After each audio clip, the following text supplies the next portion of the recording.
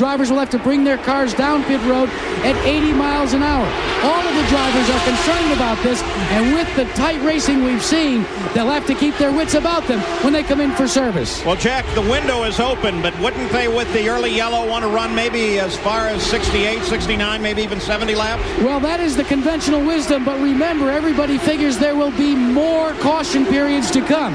They don't want to run the string too far, especially in the first series of pit stops. Another thing to keep in mind is they all have onboard computers in the cars, so they really should know what their mileage is or how much fuel they have left in the car. Scott Goodyear, the leader of the race for Derek Walker, still forced now to thread his way through traffic. There's traffic everywhere on this track. As you look back from Bobby Rahall's car, he runs again in 9th place, about to be overhauled by the leader.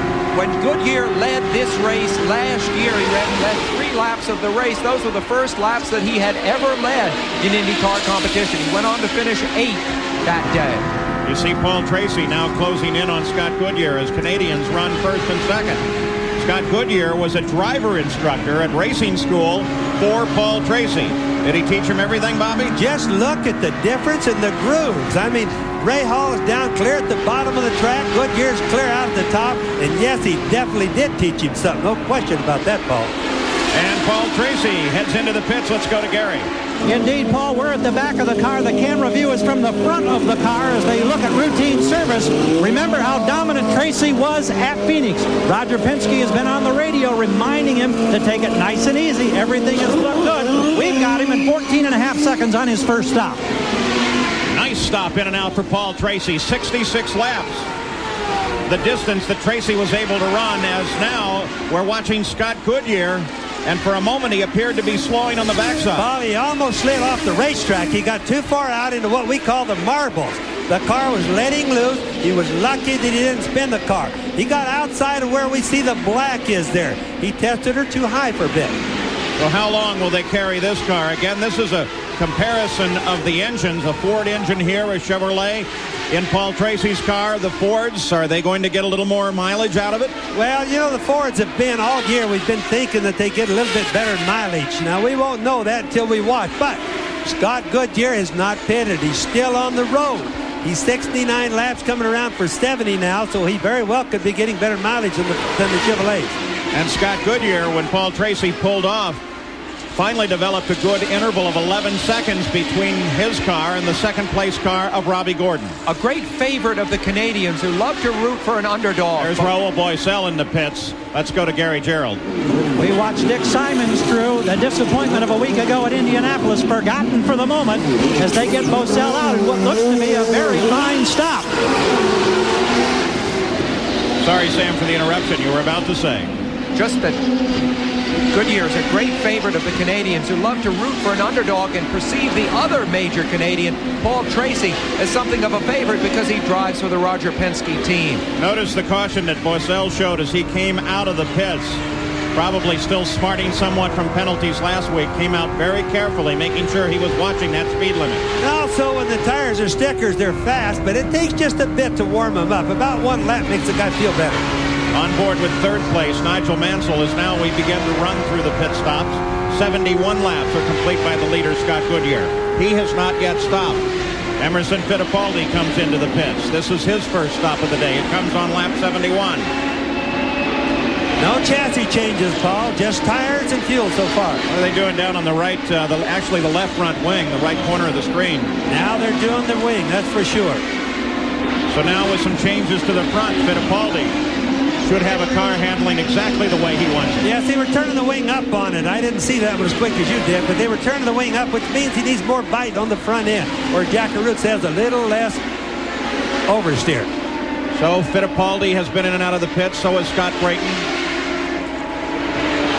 Briard, Sullivan, they've all made their first stops. And we wait for the leader of the race, who has carried his car now to the 73rd mile, a tremendous distance. Now, he's established the fact, beyond belief, that he's going to do a 2-stop race, or Derek Walker has. But we would safely assume that he should be running out of fuel pretty quick, Paul. In second place is Robbie Gordon, another Ford. Third place is a Ford, Nigel Mansell. Then Mario Andretti. Top four are Fords. And then Bobby Rahal now runs in fifth place. Here he comes. But here comes Scott Goodyear turning down toward the pit road. Again, he is very careful of the speed limit, and Jack Arute waits for him. Paul, Scott Goodyear and Derek Walker and their team have committed to a two-stop race. As you watch the activity, direct your attention to the right rear of the car. They are putting a sticker tire on the right rear. They are concerned about it there. They're also going to make a small wing adjustment on the car. At least that was the talk before he bid it. But he is off and away. A good stop, but they are concerned about that right rear. In 13.3 seconds, they've completed the stop. So as Scott Goodyear comes into the pits, Robbie Gordon inherited the lead. But now most of the lead of the race is forced into the pits. Bobby Rahal down across the bumps. And Matsushita alongside Rahal. Still running under the green. We've had only one yellow here today. Nigel Mansell comes into the pits. Remember, he had his problems at Indy. No problem here as he finds his pit without any difficulty whatsoever. The idea is he's got to stop that car right where the guy's hand is. Boy, he did that right spot on, Paul. So as Nigel Mansell makes his stop, A.J. Foyt's team is also laid out waiting for Robbie Gordon to come into the pits, and here he comes. Here's Gary. We watch with the crew. A.J. Foyt up on the stand overseeing the operation. The reset fuel meter sign was briefly in place. Gordon goes for the fresh drink, a wipe of the visor. It'll be sticker tires. They're hoping that they can get a couple of extra laps wear out of brand new tires. Now Matsushita ducks in just in front of Gordon. Gordon off the jacks. He's back out in 16 seconds flat. So as Robbie Gordon goes back into the fight, having not made a stop, Mike Groff inherits the lead. We'll be back after this message and a word from our ABC station. Back at the Miller Genuine Draft 200, Paul Tracy just a second ago was able to dart inside of Scott Goodyear and take over the lead of the race. Here's what it looked like as Goodyear, hampered by some slower traffic, running just in front of him. Now watch as Goodyear comes off the corner. Paul Tracy looks for room, kind of fakes to the outside, and then sweeps down to the inside. Now Scott Goodyear is totally stuck. Now Scott got caught with the traffic. You can see the yellow car passes right in front of him, Paul, and that's what really happened. The guys here need to learn, and some of them really happened. The guys here need to learn, and some of them really know it well. They have to look ahead, guess where the traffic is going to be, and go the other way, because otherwise you get locked in. Raul Boesel, as he's involved in a fight with Nigel Mansell, and Mansell goes into third place around Boesel. All of the stops now, the first set of stops, have been complete, and all of those occurring under the green. We had an early yellow for the accident involving Stefan Johansson. That slowed the average speed down. It's at 114 miles an hour now, but it's been climbing steadily since we came back to the green flag after that early yellow. In terms of the championship, Mansell is in terrific shape because the two men in front of him in the race right now are not factors in the championship. He is leading all the people that were his close pursuers in the championship. We mentioned we take a look at the interval leaderboard. That's the interval on the right side behind the leader. Mike Groff led for a lap. His first ever lead in the Indy cars, and then he had to come into the pits and give up that lead to Scott Goodyear. Then Paul Tracy was able to get around Goodyear and pick up the lead. Let's go down to the pits to Jack Arute. Paul, after seeing Raul Boesel run so fast in the early going, now this is a normal tire before it goes on in its scuff condition. These are called the wear markers. This is the right rear tire that just came off of Raul Boesel's car. It is totally, I repeat, totally worn out. They have had to back out of the throttle out of concern of having tires left for the end of the race. Well, that may explain why Raul appeared to slow down some laps ago. He ran the fastest lap of the race at 153 miles an hour. And look at Fittipaldi. With Boesel slowing down, Fittipaldi moves into fourth place around Raul. But Boesel on the last couple laps has fallen off a good 10 miles an hour. He's now averaging at 142 miles an hour the past couple laps. The track changes, and as it changes, some of the guys get better, some of them get worse. Boesel is obviously not liking the way the track is changing through this car, Paul.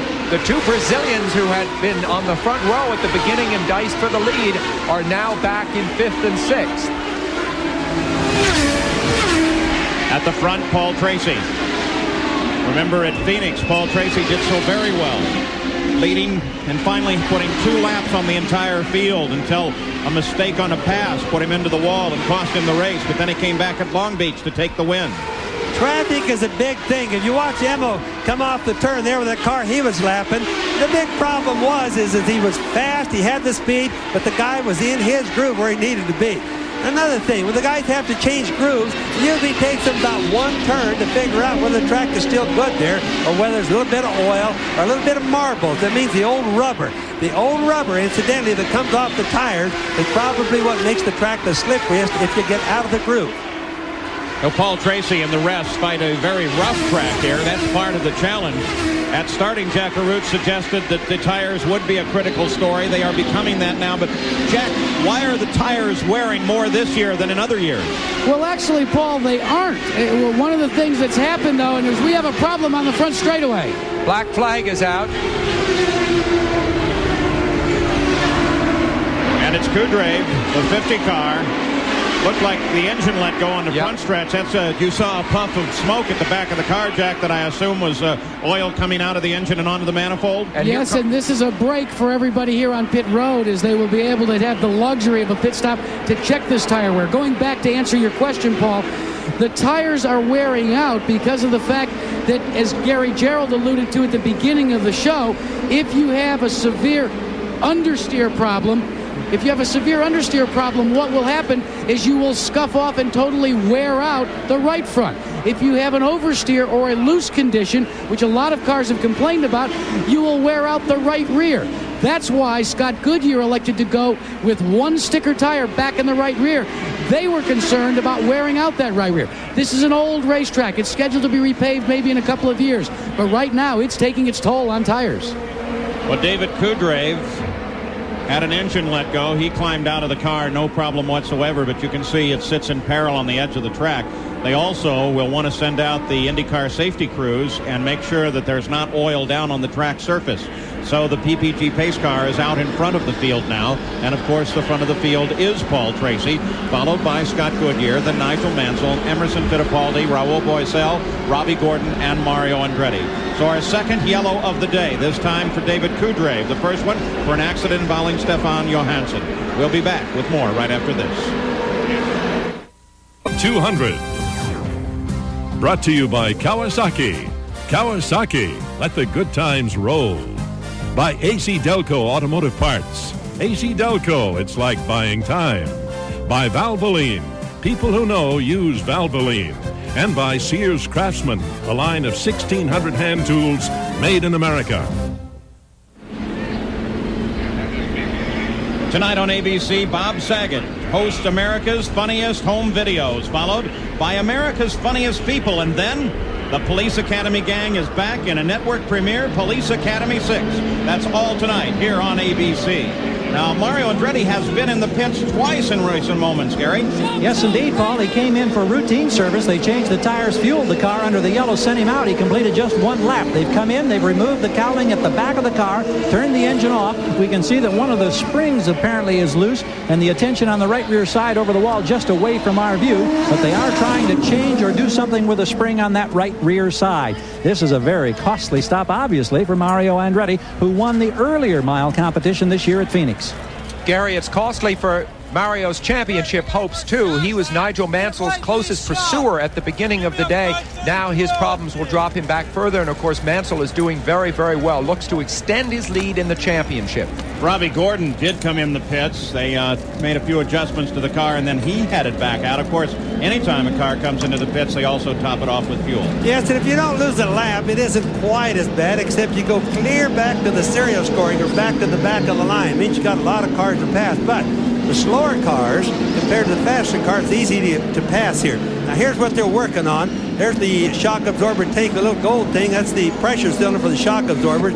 They're working on the spring. Something came loose back there. And Paul, I've never seen a spring come loose on a race car like that. Let's remember the turbocharger is right underneath there. That's got a pretty good surface temperature.